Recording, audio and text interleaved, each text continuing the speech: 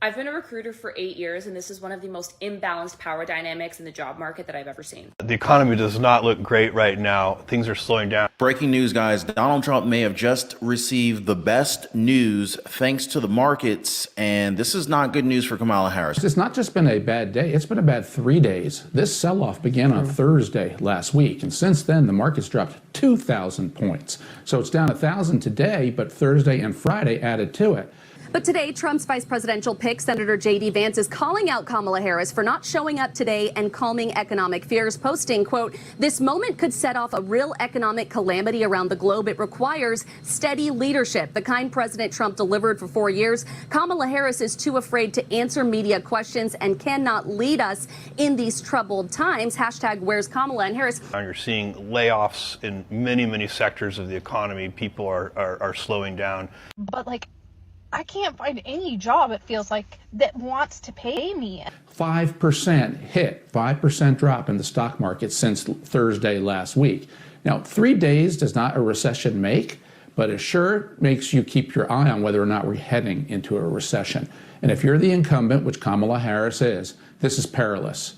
You want stability, you want peace instead of peace and stability. She's got 2 wars around the world, maybe more, and potentially a recession. This is very bad news for any incumbent. The probabilities say if we're not in a recession right now, we're likely to be in one very soon. In 2020, all of the power was in the hands of the candidates. That was in a direct response of something called the Great Resignation, where many people were quitting their jobs under the realization they were taken advantage of and having to work through a literal pandemic. So a lot of employers bumped up pay, introduced things like remote work to make work sexy again. By the way, it wasn't. In a post-pandemic world, that is no longer the case. I'm starting to see salaries go down and flexibility with returning to work disappearing. You have to work a 9 to 5, and then you gotta try to make ends meet, but you're barely making ends meet because soon as they do put the hourly wages up, everything around you gets higher. And it's like, what's the sense of making the hourly wage go higher if everything else is going to go higher, like food and rent? I just got back from the grocery store and I went there to get blueberries. There were 2 options, organic and non-organic. The organic blueberries were $8.99 for the box. The non-organic blueberries were on sale for $1.99. So I can either buy the non-organic and have cancer later because it's all I can afford right now, or buy the organic and not pay my mortgage. So it's like you try to cross the finish line, but then they push the finish line even further. And this is how it's turning up. Employers now feel a little cocky. They're able to say, you with the master's, $20 an hour. By the way, if you haven't already, please take a second. I really appreciate you guys hitting the like button. Make sure you're still subscribed to the channel. And thank you so much for sharing these videos on social media, Facebook, Twitter, and whatnot. In fact, the Dow Jones, the S&P 500, and the NASDAQ, they're all experiencing their worst days since September 2022. And everybody wants to know, where is Vice President Kamala Harris? She's not conducted any type of interview or any type of formal conversation with the American people ever since the Atlanta rally. She hasn't answered a single question, not one single question by the media, Ed. She's only had one single unscripted moment Thursday night at Andrews Air Force Base welcoming those hostages back. And she served up the kind of incomprehensible word salad for which she's become famous. When she has to encounter the media, and I'm sure you're going to insist that she does, Kamala Harris has only been the nominee for 2 weeks and hasn't answered a single question. Now, according to polls, a significant majority of voters feel that the economy is really bad for them. And critics are actually saying that Vice President Kamala Harris will have to address yet another crisis. In fact, they're arguing that as she tries to convince the world, the nation, that she can handle issues like the border, violent crime, and inflated prices, the latest crisis of a troubled stock market is adding to her list of challenges. Now, there are major fears of a recession right now, guys, pointing to the very, very disappointing July jobs report that just came out last week as a warning sign for the economy. Bomb rule in force at this moment. Get triggered, and if workers don't have paychecks, they can't spend, and then That's the momentum that gets Right. going. So it's the volume is turned up louder than usual on the SOM roll. Right. So I don't look at this and big picture say we are in a recession, but I look at this and I say we're not headed in a good direction. In fact, the report showed only 114,000 jobs were added in July. Now, this is way below what Joe Biden and Kamala Harris's administration estimated, which they were projecting 175,000 jobs.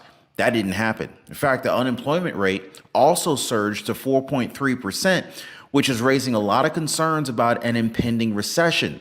People are getting scared. And this is not a good sign if you're Kamala Harris. This is very good news if you're Donald Trump, though. I want to get to something that former President Trump posted on his Truth Social just a short time ago this morning. Stock markets are crashing. Job numbers are terrible. We are headed into World War III. And we have two of the most incompetent leaders in history. He puts leaders in quotes, as you see. This is not good. Of course, there is a massive market downturn. Kamala is even worse than what he calls Crooked Joe. Markets will never accept the radical left lunatic that destroyed San Francisco and California as a whole. Next move, the Great Depression of 2024. You can't play games with markets. Kamala, crash.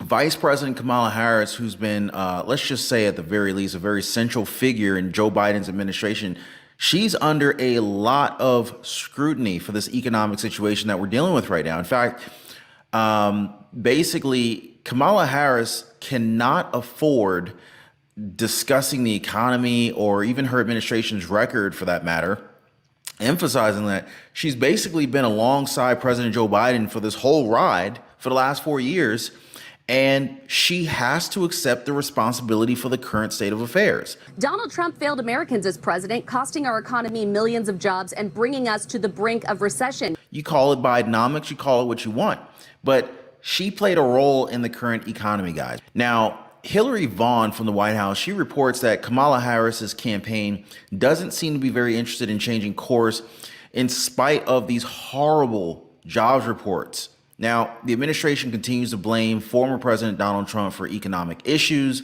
although the current economic indicators suggest that the United States could very well be headed into a recession. Economists have raised the likelihood of a recession from 15% to 25%. And on top of that, American voters are essentially prioritizing the economy above all other issues, particularly in battleground states. You got Pennsylvania, Wisconsin, Michigan, Minnesota. And recent polling actually shows that about 75% of voters believe that the economy is in bad condition. And let's not ignore the Wall Street Journal report that just came out recently indicating that voters trust Donald Trump with regard to the economy way more than Kamala Harris. And there's like a 12-point difference in favor of Donald Trump. So, yeah. Now, former White House Press Secretary Ari Fletcher talked about the market downturn, noting that the stock market has dropped over 2,000 points over the last 3 days. And he emphasizes that basically the situation is horrible for the incumbent president, or technically the incumbent vice president, soon to be presidential candidate Kamala Harris. So this is not good news for Kamala Harris. She's facing a lot of challenges right now, potential recessions going into an election. Not a good look for her. In fact, Kamala Harris has been very reluctant to take any questions from the media. She's not providing any kind of in-depth interviews. It's been radio silence for quite some time. In fact, critics are arguing that Kamala Harris needs to address the American people directly, especially on economic issues, to show that she can handle this job that she wants as the president of the United States. So, I don't know. The American Press Corps, they're getting blamed for not putting enough pressure on Kamala Harris to address a lot of these issues.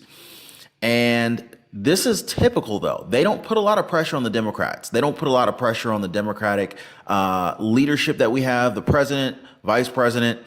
And this is mainly because the majority of news stations are actually left-leaning news stations, and they realize that if they did this, this would actually bode very well for Donald Trump. And of course, we can't be talking about Kamala Harris without talking about the latest with regard to her vice president shortlist, right? So there's a lot of talk right now about Vice President Kamala Harris's vice presidential pick. Republicans are lining up to endorse Kamala Harris, some people are saying. Republicans for Harris member encourages Mike Pence to endorse Harris. So yeah, here's another one. Boosts in Democratic excitement help Kamala Harris reset the race against Donald Trump. So what is really going on here, right? So we're hearing rumors that Kamala Harris has actually narrowed down her vice presidential shortlist to 2 picks. It says here, Vice President Kamala Harris has narrowed her presidential running mate picks down to Pennsylvania Governor Josh Shapiro and Minnesota Governor Tim Walz. Multiple outlets have reported hours before she is expected to announce her pick from the number 2 spot. Vice President Kamala Harris is likely to make her debut pick Tuesday, which would be tomorrow. Also, she reportedly interviewed Pennsylvania Governor Josh Shapiro, Governor Tim Walz of Minnesota, and Arizona Senator Mark Kelly during a series of meetings on Sunday. So it looks like there's probably a top 3 rather than just a top 2 here. There are several other candidates, though, that could be in the mix despite Sunday's interviews. We got Kentucky Governor Andy Bashar. We've got Illinois Governor J.B. Pritzker and Transportation Secretary Pete Buttigieg, at least according to the New York Times, Washington Post, and CNN.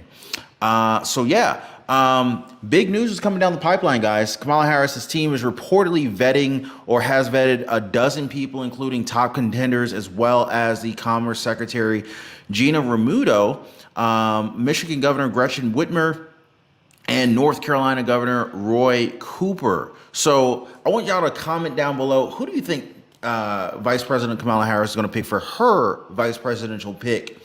Because again, it does look like we're going to get the actual official selection, the actual VP pick for Kamala Harris in less than 24 hours. That is what's being anticipated here, guys. So yeah, let me know what you guys are thinking, though. Biden announced on the 21st of July he would be ending his 2024 presidential campaign, saying that he believed it is in the best interest of the country and his party to stand down. Now, I want to ask you guys, do you think that was Joe Biden's, that was his heart-to-heart moment with the American people, or do you think he was forced out? Was this a coup? Because I don't know if I'm really convinced that this was Joe Biden saying this. If I remember correctly, Joe Biden said, look, guys, I'm going to go ahead and stay in this thing. I'm paraphrasing. He said, look, guys, I'm going to go ahead and stay in this thing. The only thing that could take me out of this presidential race would be an act of God. And I would say, I don't think that this is necessarily going to fall into the category of an act of God, in my opinion. You guys can let me know what you think, though. But I'm just not personally buying it. Kamala Harris nears her big VP reveal after fierce lobbying from Democrats. And so that's the other thing. Like, the Democrats, they've been really just kind of like, they're not even listening to the American people. The American people didn't vote for Kamala Harris to be the presidential nominee for president for 2024. The delegates all went to Joe Biden. So basically, Kamala Harris got all of Joe Biden's hand-me-downs. So it's kind of a big slap in the face to Americans. But I want to hear from you guys. Y'all let me know what you think on this. This is a whirlwind. This is a crap storm. I'm trying to keep it PG here. This is a crap storm between the economy, between the inflation, this Democratic coup that seems to have taken place. I don't know. I think Donald Trump's going to take this one. I don't care what anybody says. He's got the courage. He's already pulled it off. It looks like we're headed into a recession, and the average American has recession and immigration concerns up at the top of their list. So based on those 2 top concerns, who's the best option for that? I'm going to let y'all decide. If you haven't already, please hit the like button, subscribe to the channel, and I'm going to see you guys on the next one. Take care.